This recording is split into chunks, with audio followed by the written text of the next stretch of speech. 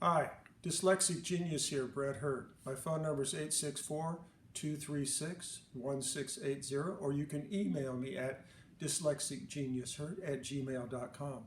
What I'm going to talk about to you is the governor drive gear that mounts on the turntable spindle shaft and a few other problems. Well, everybody thinks phonograph companies were great. Phonograph companies back then used anything they want. So when you look at this drive gear here, you see this threaded part? They just took a chunk of extra brass they had around to make this part and just left the threads on the end of this. They usually don't look like that. They're much thinner. That's just something unique about Victrolas and stuff. So what happens is, whoopsie, that fell over. You always have to put your governor drive gear on here like this. And you ever notice, oh, it's so tight, oh, I gotta pull. So what you do is you get your happy flex hone and you flex hone this a little.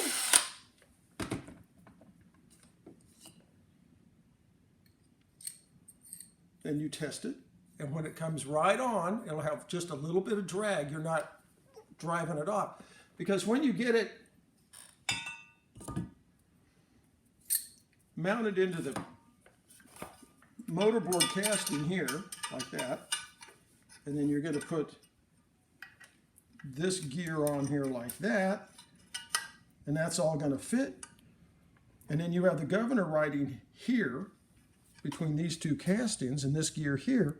And you want to make sure that the shaft on the governor is running dead center with this gear. You don't want it high or low because it's riding on this gear right here, the governor shaft. This governor shaft is setting in here like, we'll do a top view. It's setting in here like this, and it's hitting that governor. But the governor is set in a solid position. It won't move. So now you can move this gear back and forth. And that makes it a lot easier. I also,